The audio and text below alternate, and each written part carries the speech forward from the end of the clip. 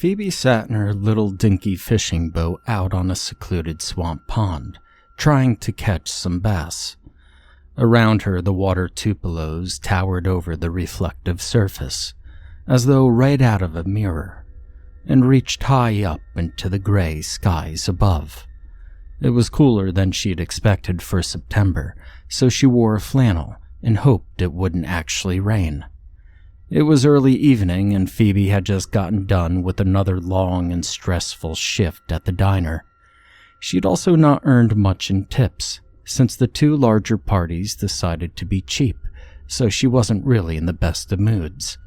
Now it was time to sit back, relax, and hopefully get herself something other than leftovers to eat. The water went on for miles to the west, and had a little lazy drift to it, which tended to send boats in that direction.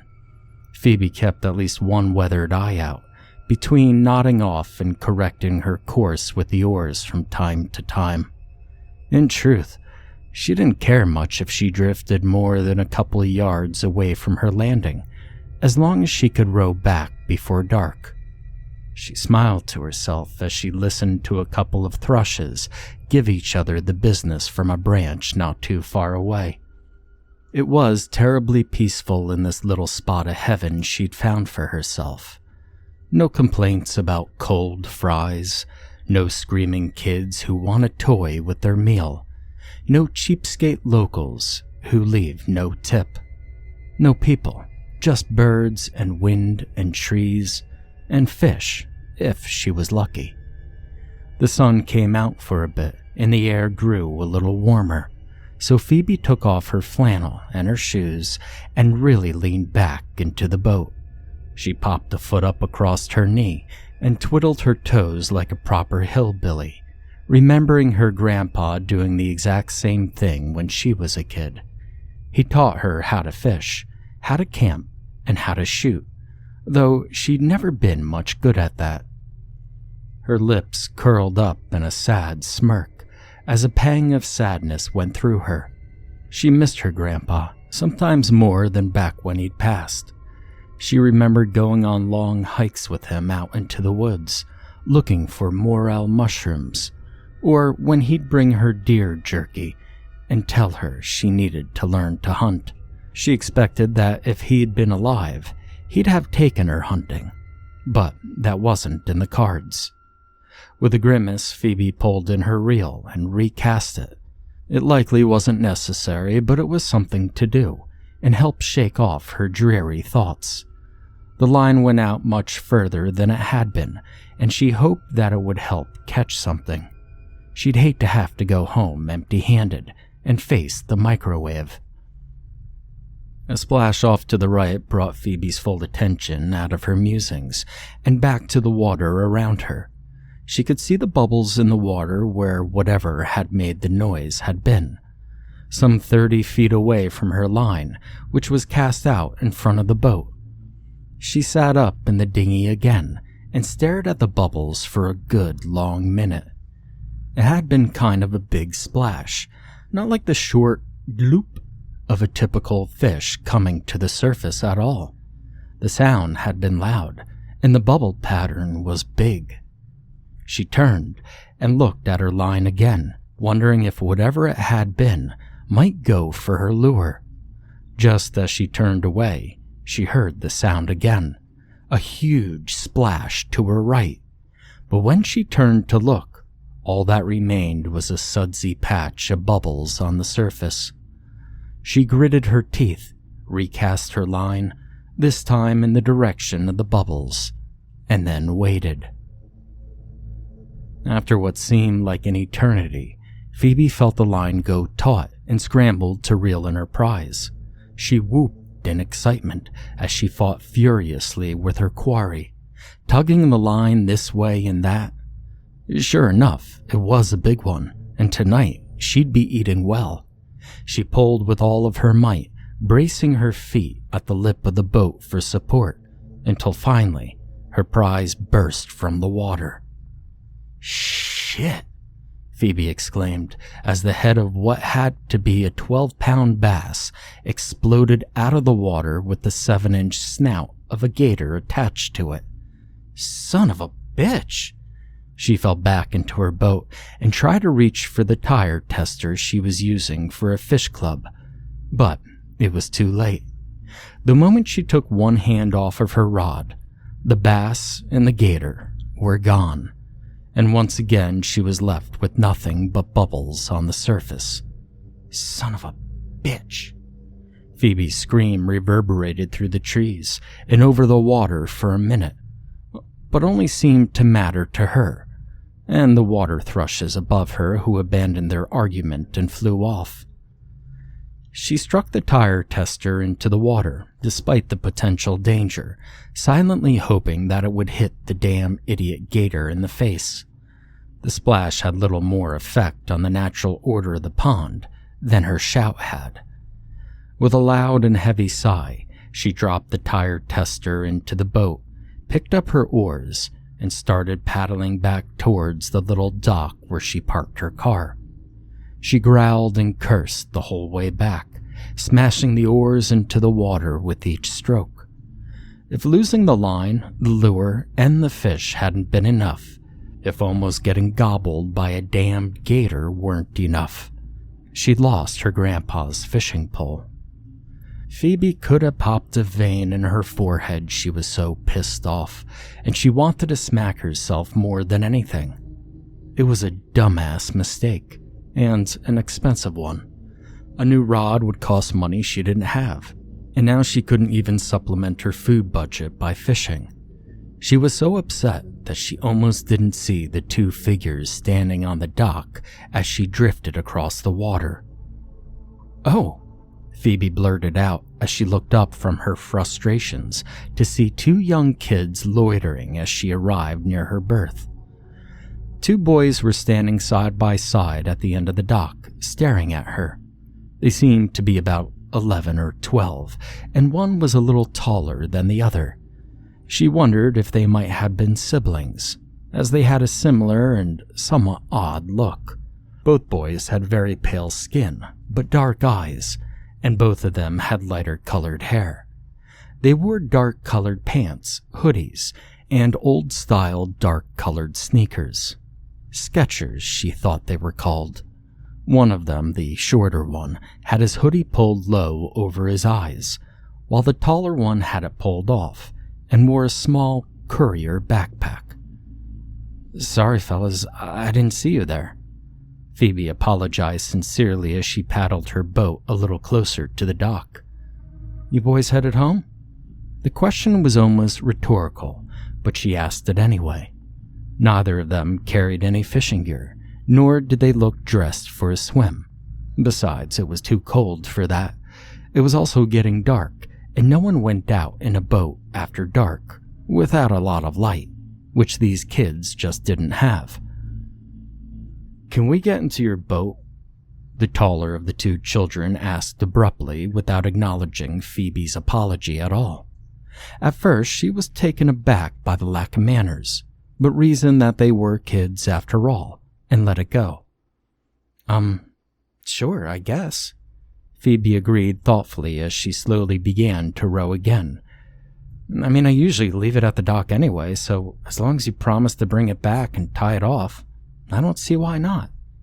She smiled at the both of them, trying to make eye contact, but their expressions didn't change. That's when she noticed, after getting a proper look at them, that their eyes were completely jet black, and not just the iris either. The whole eyes of both boys, whites and all, were solid jet black. Phoebe shook her head as her mind forced her to look away from the boys, and she was suddenly filled with an overwhelming sense of dread. Something told her that the situation was dangerous, despite there being no apparent hostility. It was like there was a gnawing feeling or memory that was screaming at her to flee. "No," the older of the two boys called out in a demanding tone. "We need you to let us onto your boat. We need you to take us home." Phoebe's face screwed up in confusion at that. They wouldn't be able to go much of anywhere in the boat from where they were.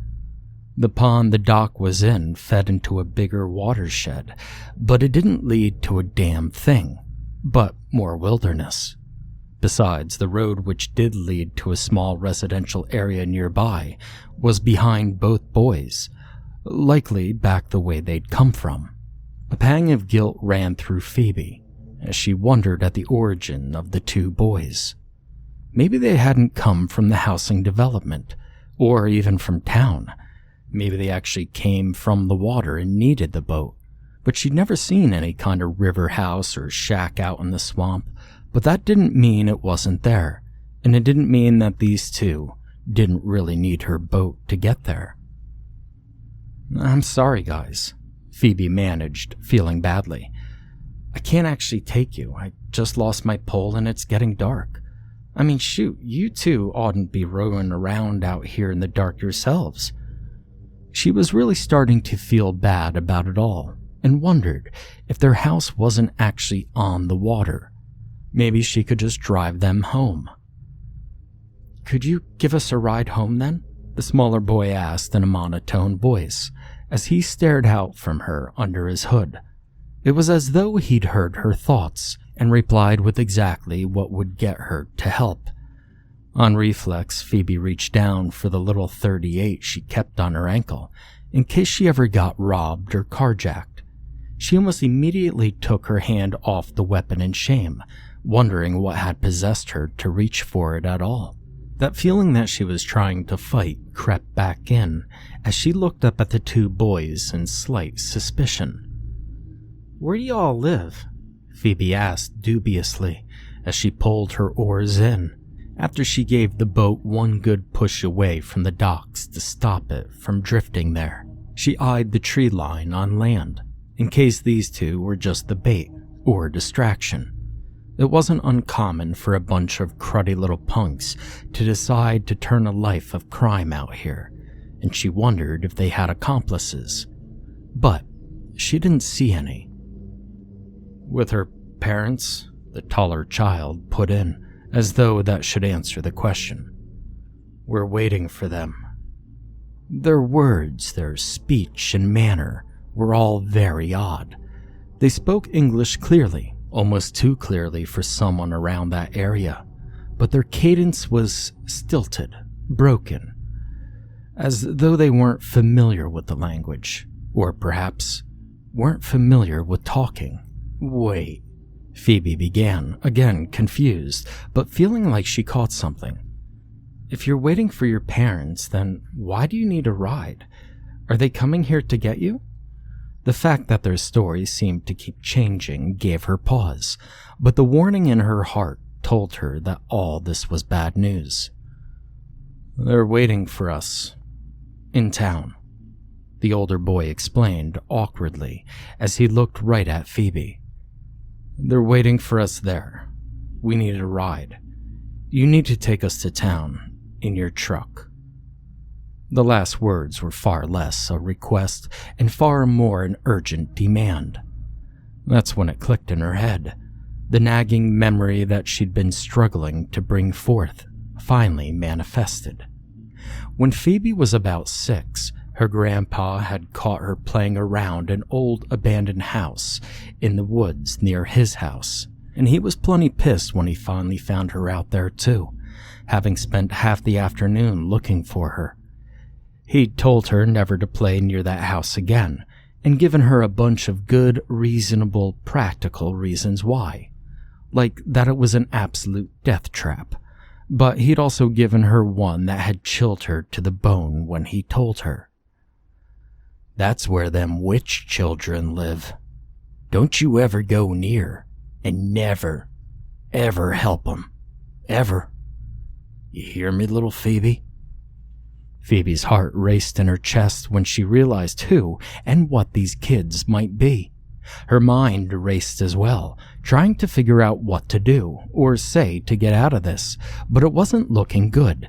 She thought about just paddling back into the swamp, but with the night setting in, it might just be as dangerous. As if in response to her inner turmoil, both children looked up and stared at her. "You need to take us into town to meet our parents now." The older one almost shouted at Phoebe in a demanding, incessant whine, like a spoiled child who'd been denied his candy. Both of them glared at her, their eyes boring into her own, and she found herself unable to look away. As their evil blackened eyes pulled her in, she found herself reaching out for the oars again and dipping them into the water to paddle closer to the dock.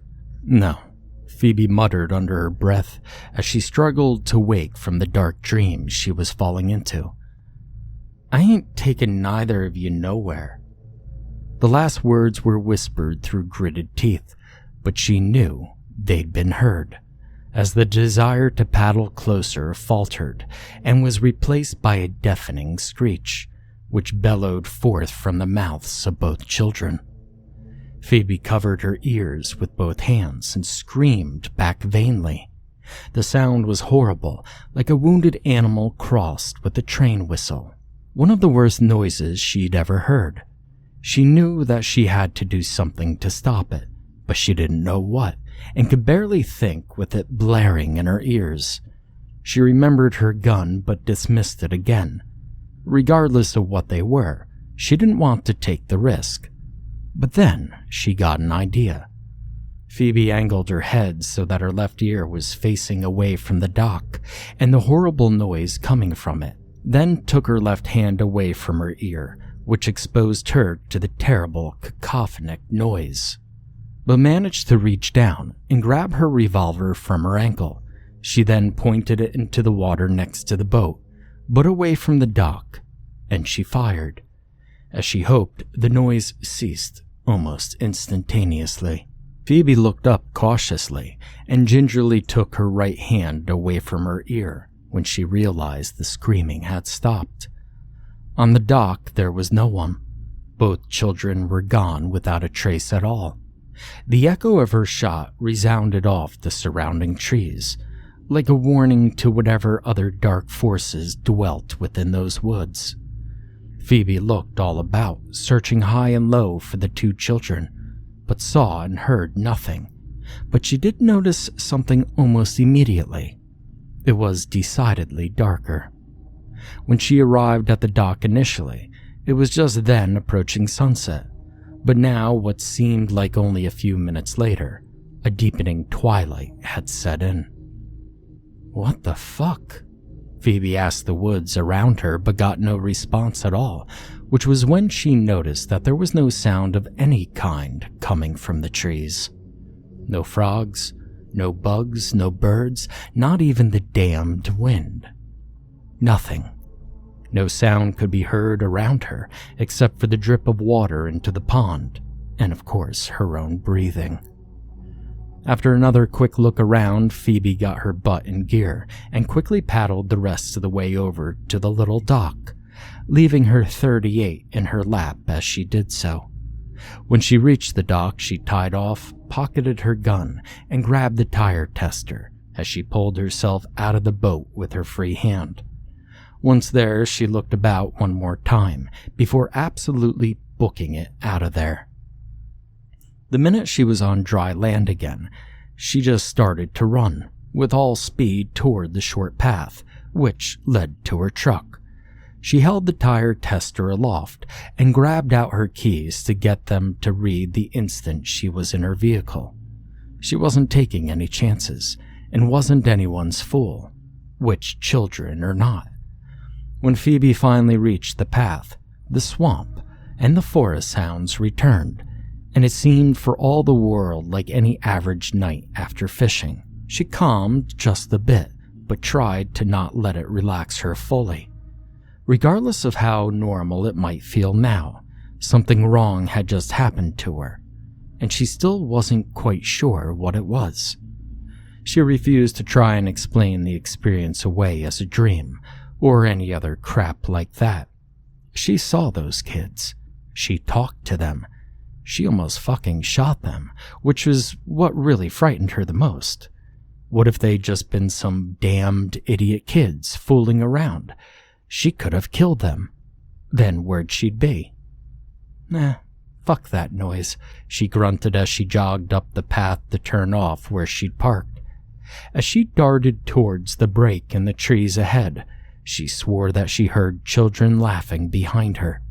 She froze, or started to, and then shook off that lunacy and ran full tilt ahead. She burst from the trees and bolted straight for her truck, keys in hand, the laughter of children following her all the way. They sounded like they were right behind her, and she screamed aloud, despite herself. When she got to the truck, she thumbed the key fob for her beater of a Chevy and tore the door open. Phoebe jumped inside and slammed it shut behind her. When she looked through her driver's side window, she expected to find their creepy little faces pressed up against it, but there was nothing. No kids, no monsters, not even the damned gator. Nothing was out there, but something had been chasing her. Phoebe looked around the cab and even at her feet just to make sure nothing had gotten in, but there wasn't anything with her in the truck. That's when she looked through the back glass and almost jumped clean out of her skin. When she saw both of the oil-eyed little shits crouched down in her truck bed, staring at her. "You need to take us to town," both of the children shouted in unison and in a tone that sounded at once hateful and pleading. Their eyes bored into her again, and she felt their need and their desperation, but underneath it, she knew there was something else. Something she saw in the eyes of that gator. Something she'd been feeling all evening. Hunger. An overt, ravenous, and insatiable hunger, which a part of her wanted to alleviate for them. But her grandpa's words echoed in her head. She pushed the key into the ignition and started the engine. As the truck came to life, both kids' faces practically lit up in delight. That was, of course, until she put the old Chevy in reverse and then gunned the engine. "Get the fuck out of my truck," Phoebe roared as she backed up at full speed. She did her best to go in as a straight line as she could, and just before she hit the tree line, she slammed on the brakes. She didn't hear or see either kid get thrown out, but when she looked back, they were gone. Without so much as another word, Phoebe put her truck into gear and peeled out of the turnoff and back into the old country road. She drove with a lead foot and wasn't planning on letting up until she was back in town. It was only about a quarter mile before she saw another car, and she breathed a sigh of relief at the sign of another actual person after all what had happened. She thought about flagging them down, but dismissed the notion the moment she got a good look at the car. It was an old Ford, like the ones from Dick Tracy or something, all black, but it looked brand new. In the driver's seat was a tall, old, and hideously gaunt man, wearing a black suit and a black fedora. She saw him clearly because his window was open, and he was leaning out of it like he was enjoying the weather. As their vehicles passed, the man in the other car turned and looked right at her, tipping his hat in greeting. When Phoebe looked back at the man, her heart almost leapt from her chest as she once again stared into pitch-black pools of absolute darkness. The man smiled at her silently, and she got the distinct impression of gratitude from him. Without stopping, the man ducked back into his car and picked up speed, flying back the way Phoebe had come from. All she could do was stare forward and keep her foot bricked hard onto the accelerator. She couldn't stop thinking about the man's smile and how much it seemed like he was thanking her in some way. And that's when she remembered her grandfather's words for the third time.